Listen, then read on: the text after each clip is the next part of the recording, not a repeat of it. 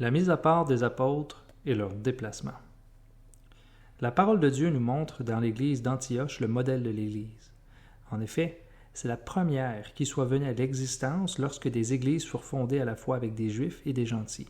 Acte 11, versets 19 à 21.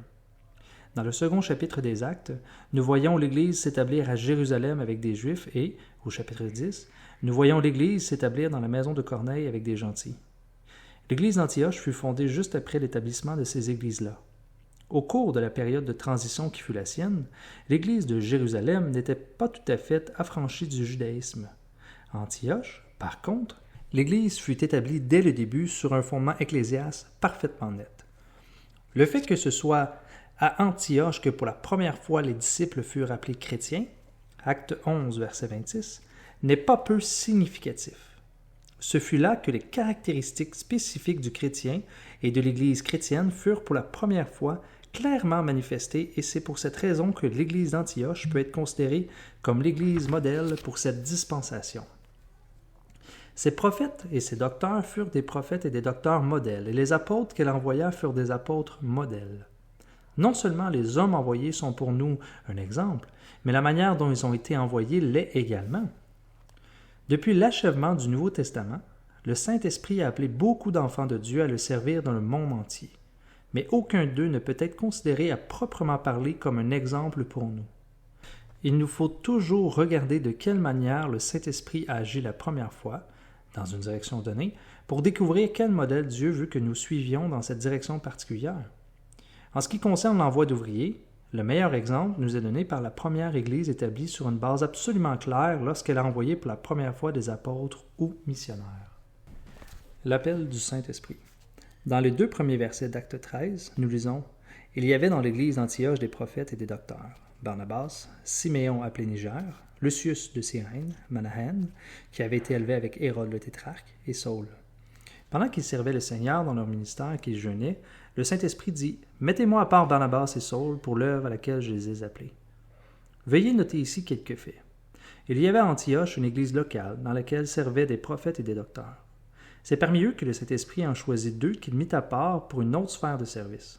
Barnabas et Saul étaient 2 serviteurs du Seigneur déjà engagés dans le ministère quand vint l'appel de l'Esprit.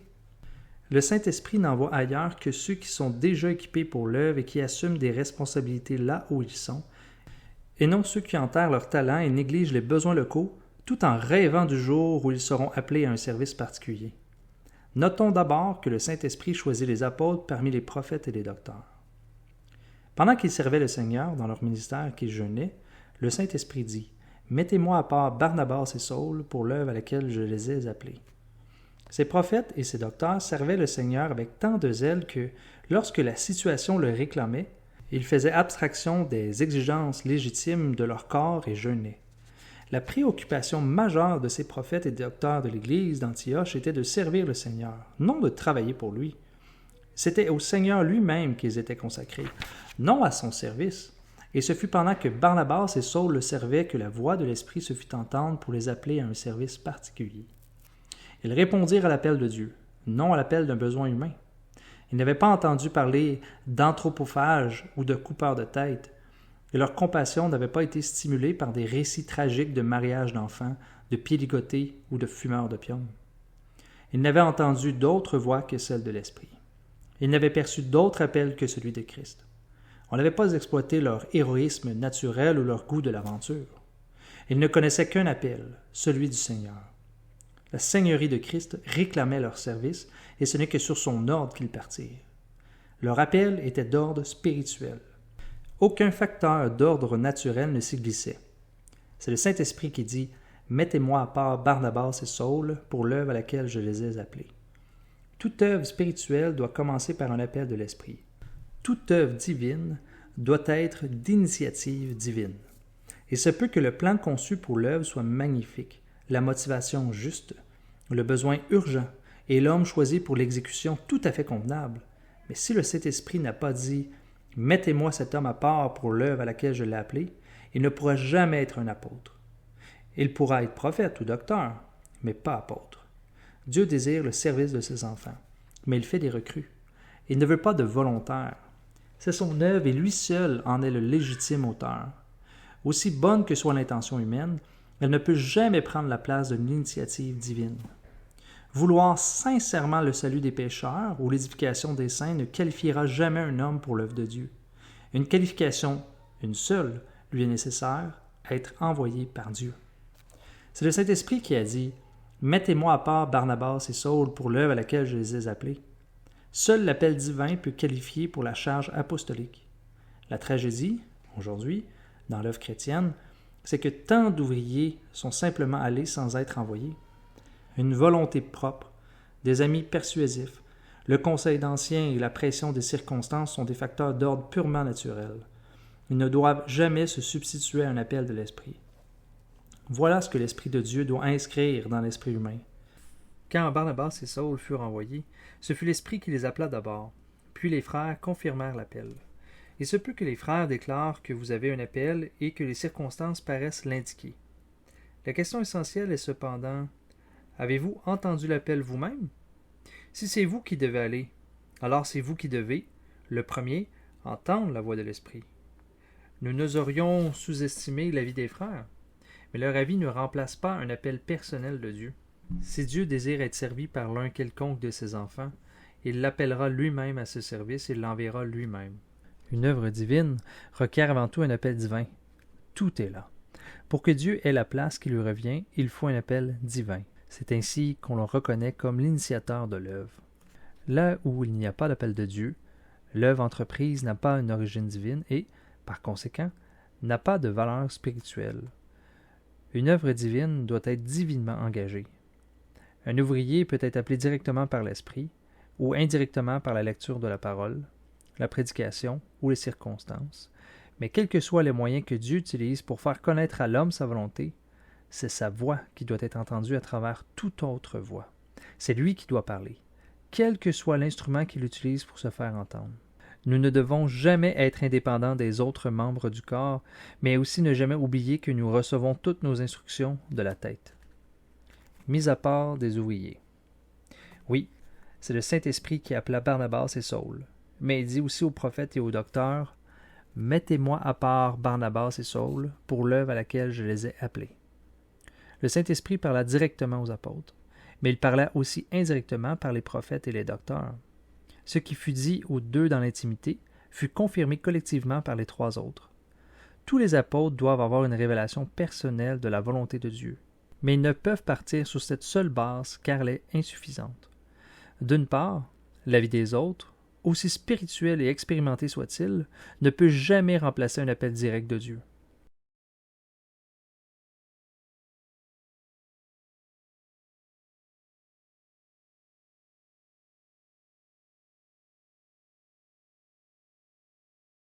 D'autre part, un appel personnel, quelque précis qu'il soit, requiert la confirmation des représentants du corps de Christ dans la localité d'où partent les ouvriers. Remarquons que ce n'est pas à l'Église d'Antioche que le Saint-Esprit dit « Mettez-moi à part Barnabas et Saul ». C'est aux prophètes et aux docteurs qu'il s'adresse, car la volonté de Dieu aurait eu du mal à s'exprimer au travers d'un corps dont certains membres étaient spirituellement mûrs et d'autres seulement des nouveau-nés en Christ. Dieu parle donc aux représentants de l'Église, à des hommes qui avaient une expérience spirituelle et qui étaient entièrement consacrés à ses intérêts. Et voici le résultat. Alors, après avoir jeûné et prié, ils leur imposèrent les mains et les laissèrent partir. Acte 13, verset 3. La mise à part des apôtres par les prophètes et les docteurs suivit l'appel qu'ils avaient reçu de l'Esprit. L'appel était personnel, mais la mise à part était collective. Et l'un n'était pas complet sans l'autre. Un appel direct de Dieu et une confirmation de cet appel s'exprimant dans la mise à part des appelés par les prophètes et les docteurs, telles sont les précautions que Dieu prend à l'encontre des francs-tireurs dans son œuvre. Pour appeler un apôtre, le Saint-Esprit parle directement à celui qui l'appelle, pour le mettre à part. Il lui parle indirectement par l'intermédiaire de ses compagnons d'œuvre. Mais c'est le Saint-Esprit qui prend l'initiative, tant de l'appel que de la mise à part des ouvriers.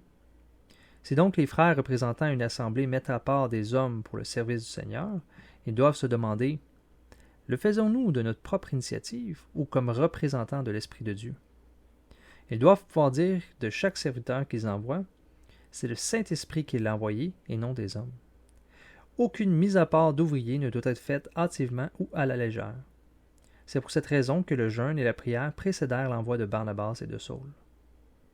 Tout envoyé doit tenir compte de ces deux aspects de sa mise à part pour le service de Dieu. D'un côté, il doit y avoir appel direct de Dieu et reconnaissance personnelle de cet appel. De l'autre, confirmation de cet appel par les membres représentant le corps de Christ. Tout responsable de l'envoi de quelqu'un d'autre doit, d'une part, être dans les dispositions requises pour recevoir la révélation de l'Esprit et discerner la pensée du Seigneur. D'autre part, il faut qu'il puisse vibrer à l'unisson de l'expérience de ceux qu'en tant que représentant du corps de Christ, il envoie au nom du Seigneur. Le principe qui gouvernait l'envoi des premiers apôtres gouverne toujours l'envoi de tout apôtre véritablement désigné par l'Esprit pour l'œuvre de Dieu. L'expression du corps. Sur quelle base ces prophètes et ces docteurs mirent-ils à part certains hommes comme apôtres, et qui ces prophètes et ces docteurs représentaient-ils? Pourquoi ces ouvriers furent-ils mis à part par eux et non par toute l'Assemblée? Quel est le sens d'une telle mise à part et quelle est la qualification requise de ceux qui assument une telle responsabilité? La première chose que nous devons comprendre est que Dieu a réuni tous ses enfants en un seul corps. Quand nous parlons de ce corps unique, nous mettons l'accent sur l'unité de la vie qui anime tous les enfants de Dieu. Quand nous parlons de ses nombreux membres, nous insistons sur la diversité des fonctions dans cette unité. La caractéristique du corps, c'est la vie. La caractéristique d'un membre, c'est la fonction. Dans un corps physique, les membres diffèrent les uns des autres. Cependant, ils fonctionnent comme un seul être parce qu'ils participent à la même vie et n'ont qu'un but, l'édification de tout le corps. Puisque le corps de Christ présente ces deux aspects différents, la vie et le ministère, il s'ensuit qu'il a deux manifestations extérieures différentes. Dans une localité, l'Église est l'expression de la vie du corps. Dans l'Église, les dons sont l'expression du ministère de ses membres. En d'autres termes, chaque Église locale devrait demeurer sur la base du corps, considérant qu'elle exprime l'unité de la vie du corps. Elle ne devrait, en aucune manière, admettre de division puisqu'elle existe comme la manifestation d'une vie indivisible. Les divers serviteurs de l'Église devraient aussi demeurer sur la base du corps, considérant qu'ils expriment l'unité de ces divers ministères. Une communion et une collaboration parfaite devraient caractériser toute leur activité car, si les fonctions sont diverses, le ministère, en fait, est unique. Nous pourrions déduire d'une lecture hâtive d'Éphésiens 4, versets 11 et 12, que les apôtres, les prophètes, les évangélistes, les pasteurs et docteurs agissaient en dehors du corps parce qu'ils étaient donnés par le Seigneur à son Église pour son édification, verset 12. Mais le verset 16 est sans équivoque. Ils ne sont pas hors du corps pour l'édifier. C'est de l'intérieur qu'ils cherchent à atteindre ce but. Ils font personnellement partie intégrante du corps et ce n'est que lorsqu'ils occupent leur véritable place dans ce corps, comme membres au service du corps, que le corps tout entier est édifié. Que les églises soient l'expression locale du corps de Christ est un fait établi. Nous n'avons donc pas à entrer ici dans ce sujet. Mais une explication est nécessaire en ce qui concerne les serviteurs pourvus de dons spirituels que Dieu a établis dans l'Église comme expression du ministère du corps. Dans 1 Corinthiens 12, Paul traite avec clarté du service chrétien. Il compare les ouvriers à différents membres d'un corps et il montre que chaque membre a sa fonction spécifique et que tous sont au service du corps comme en faisant partie et non comme distincts de lui. Au verset 27, il écrit « Vous êtes le corps de Christ et vous êtes ses membres, chacun pour sa part. » Et dans le verset suivant, il dit « Et Dieu a établi dans l'Église premièrement des apôtres, secondement des prophètes, troisièmement des docteurs, ensuite ceux qui ont le don des miracles, puis ceux qui ont le don de guérir, de secourir, de gouverner, de parler diverses langues. » Une étude de ces deux versets montre clairement que les serviteurs pourvus de dons spirituels, verset 28, sont les membres, verset 27, et que l'Église, verset 28, est le corps, verset 27. Par conséquent, ce que les serviteurs sont à l'Église, les membres le sont au corps. Les serviteurs pourvus de dons spirituels sont les membres qui fonctionnent dans le corps, et c'est en tant que membres qu'ils agissent. Ils sont à l'Église ce que les mains, les pieds, la bouche et la tête sont au corps physique. Ils sont dans le corps, le servant au moyen de facultés qu'ils possèdent en tant que membres. Quand on lit 1 Corinthiens 12, verset 28, on ne peut qu'être frappé par la différence entre les 3 premiers dons et les 5 autres. Paul, sous l'inspiration du Saint-Esprit, les énumère avec un soin tout particulier. Premièrement des apôtres, secondement des prophètes, troisièmement des docteurs. Les 3 premiers sont énumérés avec précision, mais pas les autres. Ils sont d'ailleurs aussi nettement distingués par leur nature que par leur énumération. Ce sont des hommes, les 5 autres sont des choses. Parmi les dons que le Seigneur a fait à son Église, les 3 premiers cités, apôtres, prophètes et docteurs, sont distincts des autres. Ce sont des ministres de la parole de Dieu et leur fonction, édifier le corps de Christ, est la plus importante qui soit dans l'Église. Ce sont les représentants du ministère du corps. Le seul passage biblique où il est fait mention de l'envoi d'apôtres est Acte 13, et nous y voyons que ce sont les prophètes et les docteurs qui les mirent à part pour leur ministère. L'Écriture ne nous fournit aucun exemple d'homme mis à part et envoyé par un ou plusieurs individus, ou par une mission ou une organisation, pas plus que nous n'y trouvons d'exemples d'ouvriers envoyés par une église locale. Le seul exemple que nous donne la parole de Dieu est la mise à part et l'envoi d'apôtres par les prophètes et les docteurs. Qu'est-ce à dire? À Antioche, les prophètes et les docteurs étaient choisis par Dieu pour mettre à part Barnabas et Saul pour son service, parce qu'ils étaient des membres au service de l'Église et que cette mise à part des apôtres était une question de ministère plutôt que de vie. Si elle avait eu un rapport avec la vie, et non spécifiquement avec le service, elle aurait concerné toute l'Église locale, et pas seulement les membres chargés d'un ministère. Notez que, si Barnabas et Saul ne furent pas mis à part pour l'œuvre par l'Église entière, ils furent néanmoins envoyés non comme les représentants de quelques membres sélectionnés, mais comme les représentants du corps tout entier. Le fait qu'ils aient été mis à part par les prophètes et les docteurs impliquait qu'ils n'étaient pas partis sur une initiative individuelle ou sur celle d'une organisation, mais sur la base du service du corps. L'accent, comme nous l'avons vu, portait sur le ministère, non sur la vie. Mais c'était un ministère représentant l'Église entière et non une fraction particulière de l'Église. En envoyant d'Antioche Barnabas et Saul, les prophètes et les docteurs ne représentaient pas une Église ou une mission. Ils représentaient le ministère du corps. Ils n'étaient pas l'Église entière, mais seulement un groupe de serviteurs de Dieu. Ils ne portaient aucun nom particulier. Ils n'étaient liés à aucune organisation spéciale et ils n'étaient soumis à aucune règle établie. Ils étaient seulement soumis au contrôle de l'Esprit et mettaient à part ceux qu'ils avaient mis à part pour l'œuvre à laquelle ils les avaient appelés. Ils n'étaient pas eux-mêmes le corps, mais ils demeuraient fondés sur le principe du corps, sous l'autorité de la tête. C'est sous cette autorité et sur ce fondement qu'ils mirent à part des hommes pour qu'ils soient apôtres. D'autres peuvent faire de même en se plaçant sous la même autorité et sur le même fondement. La mise à part des apôtres selon ce principe n'exclut pas la possibilité que les hommes envoyés soient différents, ainsi que ceux qui les envoient, de même que le moment et l'endroit où ils sont envoyés. Mais puisque tout est sous la direction d'une seule tête et sur la base d'un seul corps, toute division est exclue. Si Antioche envoie des hommes sur la base du corps, et si Jérusalem fait de même, il y aura toujours une unité interne en dépit d'une diversité apparente. Comme ce serait beau s'il n'y avait pas de représentants des différents corps terrestres, mais seulement des représentants du corps, le corps de Christ.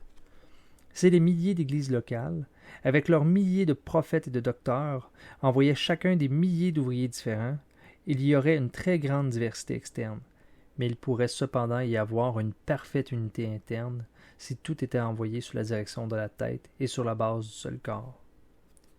Que Christ soit la tête de l'Église est un fait reconnu, mais ce fait a besoin d'être souligné dans sa relation tant avec le ministère qu'avec la vie de l'Église. Le service chrétien est le ministère de toute l'Église, et non d'une partie seulement. Nous devons veiller à ce que notre œuvre ne se fasse pas sur une base moindre que le corps de Christ. Autrement, nous perdons la direction de Christ, car Christ n'est pas la tête d'aucun système, d'aucune mission, d'aucune organisation. Il est la tête de l'Église. Dans la Bible, nous ne trouvons aucune trace d'organisation humaine envoyant des hommes prêcher l'Évangile. Nous trouvons seulement des représentants du ministère de l'Église sous la direction de l'Esprit et sur la base du corps, qui envoient ceux que l'Esprit a déjà mis à part pour l'œuvre. Si ceux qui envoient des ouvriers les envoyaient non comme leurs propres représentants ou les représentants d'une organisation, mais seulement comme représentants du corps de Christ, et si ceux qui sont envoyés demeuraient non sur la base d'une Église ou d'une mission particulière, mais seulement sur la base de l'Église, alors peu importerait d'où viendraient les ouvriers, ni où ils vont. La coopération et l'unité seraient toujours possibles et l'on éviterait beaucoup de confusion. Leur déplacement. Que firent les apôtres après avoir été appelés par l'Esprit et mis à part pour l'œuvre par les membres représentant le corps? Nous devons nous rappeler que ceux qui les mirent à part n'avaient aucune autorité pour les diriger. Ces prophètes et ces docteurs n'assumaient aucune responsabilité officielle venant de la base quant au déplacement, aux méthodes de travail ou au soutien financier des apôtres. Dans les Écritures, nous ne voyons nulle part que les apôtres soient sous la direction d'un individu ou d'une société organisée. Ils n'avaient pas à se soumettre à des règlements, ni à obéir à des supérieurs. Le Saint-Esprit les appelait et ils suivaient ses directives. Il était leur seul directeur. Dans les chapitres 13 et 14 du livre des Actes, nous trouvons les premiers récits de voyages missionnaires, bien qu'aujourd'hui les endroits que nous évangélisons et les situations que nous rencontrons soient très différents de ceux que l'Écriture nous dépeint. Pour ce qui est du principe, l'expérience des premiers apôtres peut fort bien nous servir d'exemple. Jetons un coup d'œil à ces 2 chapitres. Envoyés par le Saint-Esprit, ils descendirent à Séleucie, et de là ils s'embarquèrent pour l'île de Chypre. Arrivés à Salamine, ils annoncèrent la parole de Dieu dans les synagogues des Juifs. Ils avaient Jean pour aide. Ayant ensuite traversé toute l'île jusqu'à Paphos, ils trouvèrent un certain magicien. Chapitre 13, versets 4 à 6. Paul et ses compagnons, s'étant embarqués à Paphos, se rendirent à Perge, en Pamphylie. Jean se sépara d'eux et retourna à Jérusalem. De Perge, ils poursuivirent leur route, et ils arrivèrent à Antioche de Pisidie. Étant entrés dans la synagogue le jour du sabbat, ils s'assirent. Chapitre 13, versets 13 et 14. Antioche, dont il est question ici, n'est pas la même ville que celle d'où sont partis Barnabas et Saul pour leur premier voyage missionnaire. Les apôtres étaient toujours en déplacement, proclamant la parole de Dieu partout où ils allaient, mais il ne nous est rien dit du résultat de leur activité avant qu'ils aient atteint Antioche de Pisidie. À l'issue de l'assemblée, beaucoup de Juifs et de prosélytes pieux suivirent Paul et Barnabas, qui s'entretinrent avec eux, et les exhortèrent à rester attachés à la grâce de Dieu. Acte 13, verset 43. Voici le résultat d'une courte période de témoignage à Antioche de Pisidie. Beaucoup de Juifs et de prosélytes pieux crurent. Une semaine plus tard, presque toute la ville se rassemblait pour entendre la parole de Dieu. Verset 44. Mais cette réponse enthousiaste du peuple suscita la jalousie des Juifs et ils s'opposèrent aux apôtres. Verset 45. Les apôtres se tournèrent alors vers les gentils. Verset 46. Et tous ceux qui étaient destinés à la vie éternelle crurent. Verset 48. Le sabbat précédent, beaucoup de Juifs avaient reçu la parole de vie. Ce sabbat-ci, nombre de païens crurent au Seigneur. Ainsi, peu après l'arrivée des apôtres à Antioche de Pisidie, nous y trouvons une église. Mais les apôtres n'ont pas pensé « Maintenant que nous avons ici un groupe de croyants, nous devons y rester un certain temps pour veiller sur eux. » Ils fondèrent une église locale à Antioche de Pisidie, mais ils n'y restèrent pas pour l'édifier. Ils allèrent de nouveau de l'avant, en proclamant la parole du Seigneur dans tout le pays. L'habitude actuelle de s'établir dans un endroit pour y paître un troupeau n'a aucun précédent dans l'Écriture. Vint la persécution, verset 50. Ceux qui s'opposaient au message de l'Évangile chassèrent de leur territoire les apôtres qui répondirent en secouant contre eux la poussière de leurs pieds. Verset 51. De nos jours, bien des missionnaires n'ont pas de poussière à secouer de leurs pieds, mais le caractère distinctif d'un apôtre fait défaut à ceux qui ne recueillent pas de poussière. Les premiers apôtres ne s'établissaient jamais dans des maisons confortables, ni ne s'arrêtaient longtemps pour veiller sur les églises qu'ils fondaient. Ils allaient constamment d'un endroit à un autre. Un apôtre est un envoyé, c'est-à-dire un homme en déplacement continuel. Un apôtre sédentaire est une contradiction dans les termes. Un véritable apôtre est celui qui, en des temps de persécution, aura toujours de la poussière secouée de ses pieds. Quel fut sur l'Église naissante l'effet de ce départ précoce des apôtres? Voici un groupe de nouveaux convertis, des bébés en Christ, que leur père spirituel abandonne dès l'enfance. Ont-ils protesté? Les apôtres auraient-ils peur de la persécution qui nous laisse seuls pour affronter l'opposition? Ont-ils cherché à persuader les apôtres de rester avec eux quelque temps encore pour les entourer spirituellement, leur disant « Si vous nous quittez maintenant, nous serons comme les brebis sans berger. Si vous ne pouvez rester tous les deux, que l'un de vous au moins reste pour veiller sur nous. La persécution est si intense que nous n'arriverons jamais à nous en sortir sans votre aide. » Qu'il est surprenant de lire dans l'Écriture « Et les disciples étaient remplis de joie et du Saint-Esprit. » Verset 52. Il n'y eut aucune tristesse parmi les disciples quand les apôtres partirent, parce que leur départ signifiait que d'autres auraient la possibilité d'entendre l'Évangile. Ce qui était une perte pour eux était un gain pour Icône. Ces croyants n'étaient pas comme ceux d'aujourd'hui qui espèrent qu'un pasteur se fixera dans leur localité pour les instruire, résoudre leurs problèmes et les mettre à l'abri des ennuis. Ces apôtres n'étaient pas comme ceux d'aujourd'hui. Ils étaient des pionniers, non des sédentaires. Ils n'attendaient pas que les croyants aient atteint la maturité spirituelle pour les quitter. Ils n'hésitaient pas à laisser derrière eux de nouveaux convertis parce qu'ils croyaient au pouvoir de la vie de Dieu en eux. Mais ces disciples étaient remplis non seulement de joie, mais encore du Saint-Esprit. Les apôtres pouvaient partir. L'Esprit, lui, restait. S'ils avaient eu un pasteur pour les éclairer sur tous leurs problèmes, ils auraient peu ressenti le besoin d'être instruits par l'Esprit. Et s'ils avaient eu au milieu d'eux quelqu'un qui porta toute la responsabilité spirituelle de l'œuvre, tandis qu'eux s'occupaient des choses temporelles, ils n'auraient guère ressenti le besoin de sa puissance. Dans l'Écriture, il n'y a pas le moindre indice que les apôtres dussent s'établir quelque part pour prendre soin de ceux qu'ils avaient conduits au Seigneur. Il y a des pasteurs dans l'Écriture, mais ce sont simplement des frères que Dieu a suscités parmi les saints de l'endroit pour s'occuper de leurs frères en Christ.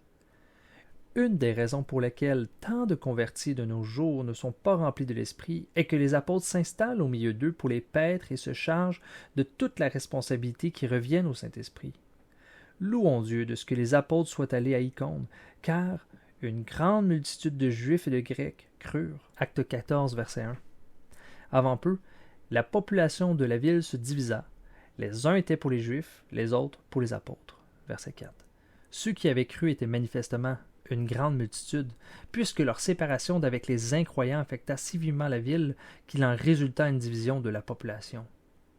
Peu de temps après que les apôtres eurent quitté Antioche de Pisidie, une église était établie à Icône, et là, comme dans la ville précédente, l'opposition fut intense. Les apôtres auraient bien pu estimer qu'il était cruel, et par surcroît de mauvaise politique, de quitter une grande multitude de bébés en Christ exposés à une violente persécution. Mais ils étaient fidèles à leur vocation apostolique et ils s'en allèrent, dans les villes de Lyaconie, à Lystre et à Derbe. Verset 6. Et que firent-ils quand ils furent à Lystre? Comme ailleurs, ils prêchèrent l'Évangile. Verset 7. Et comme ailleurs, il y eut de l'opposition et une persécution. Verset 19. Il est difficile d'estimer le nombre de croyants à Lystre, mais puisque, selon le verset 20, les disciples entourèrent Paul, il devait y en avoir au moins une demi-douzaine, et il se peut qu'il y en eût des dizaines et même des centaines.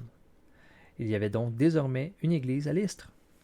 Paul reste-t-il là pour les paître pendant quelque temps, ou tout au moins pour veiller sur eux jusqu'à ce que la violence de la persécution soit tombée? Non!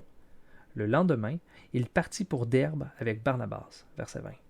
Et de nouveau, ils proclament l'Évangile et font un certain nombre de disciples, verset 21. Ainsi, une autre église est formée. Avec la fondation d'une église à Derbe se termine ce premier voyage missionnaire des apôtres.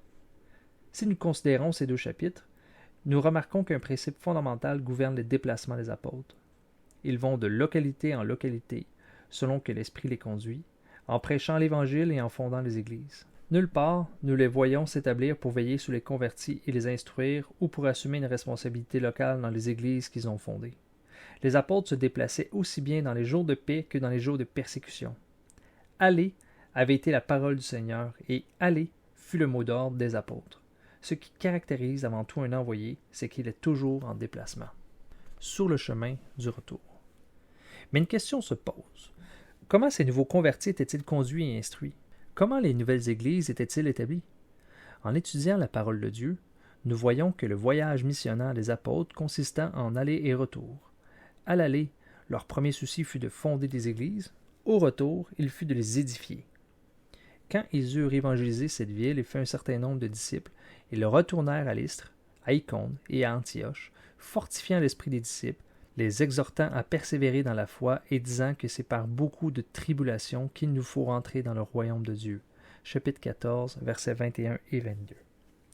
Nous voyons ici Paul et Barnabas revenir dans les églises déjà établies afin de les édifier, mais ils ne se fixèrent en aucun endroit, pas plus au retour qu'à l'aller. Il est donc évident que les apôtres n'allèrent pas simplement de localité en localité pour fonder des églises. Ils y accomplirent aussi un travail réel d'édification. Fonder simplement des églises sans les édifier reviendrait à abandonner des nouveaux-nés à leurs propres ressources. Ici, une remarque s'impose. Bien que l'instruction des nouveaux convertis et l'édification des églises constituent une part essentielle du travail des apôtres, ils ne l'accomplissent pas en se fixant dans un endroit, mais en repassant dans les localités précédemment évangélisées. Avant de quitter une localité où ils avaient fondé et commencé à édifier une église, ils nommaient des anciens qui en porteraient la responsabilité. Chapitre 14, verset 23. C'est là un des éléments les plus importants du ministère d'un apôtre. Ce sujet sera traité plus en détail dans un des chapitres suivants. C'est de cette manière que les premiers apôtres procédaient et la bénédiction du Seigneur reposait sur leurs travaux. Nous nous trouverons bien de suivre leurs traces. Mais il nous faut absolument comprendre que, même en adoptant les méthodes apostoliques, nous n'obtiendrons pas les résultats apostoliques à moins d'avoir aussi la consécration apostolique, la foi apostolique et la puissance apostolique. Ce n'est pas que nous sous-estimions la valeur des méthodes apostoliques. Elles sont absolument essentielles pour obtenir des fruits apostoliques. Mais nous ne devons pas négliger la nécessité d'une spiritualité apostolique, ni craindre la persécution apostolique. De retour à Antioche.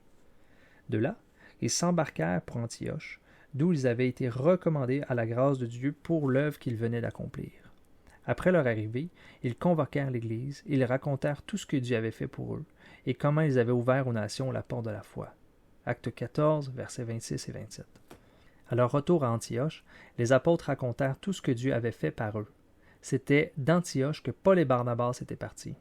Il convenait donc qu'à leur retour, ils rendent compte à ceux qui les avaient envoyés de la manière dont le Seigneur avait agi avec eux. Donner des rapports de l'œuvre à ceux qui portent vraiment le fardeau avec nous est approuvé par la parole de Dieu.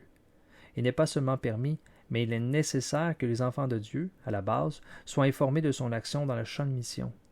Nous ferions bien toutefois de nous assurer que nos rapports n'aient aucun caractère publicitaire. Dans nos comptes rendus, il nous faut d'une part éviter une retenue excessive et un repliement charnel sur soi-même, d'autre part veiller soigneusement à ce qu'aucun intérêt personnel ne s'y introduise. Dans tous nos rapports sur l'œuvre, notre but doit être de glorifier Dieu et d'apporter un enrichissement spirituel à ceux qui en prennent connaissance. Utiliser les rapports comme moyen de propagande en vue d'obtenir des subsides est on ne peut plus scandaleux et indigne d'un chrétien. Quand notre motivation est non seulement de glorifier Dieu et d'enrichir ses enfants, mais encore de faire connaître les besoins de l'œuvre en vue de recevoir une aide matérielle, elle est encore loin d'être acceptable pour le Seigneur et elle est indigne de ses serviteurs. Notre seul but devrait être que Dieu soit glorifié et que ses enfants soient bénis. Si cette parfaite pureté d'intention motivait nos comptes rendus, nombre d'entre eux seraient rédigés bien différemment. Chaque fois que nous écrivons ou que nous parlons de notre œuvre, posons-nous ces questions. Mon intention est-elle de me faire valoir ou de faire valoir mon œuvre? De glorifier le Seigneur et de faire de la publicité pour l'œuvre? Ou bien uniquement de glorifier Dieu et d'être en bénédiction à ses enfants? Que le Seigneur nous fasse la grâce de rendre compte de nos travaux sans arrière-pensée et avec une parfaite pureté de cœur.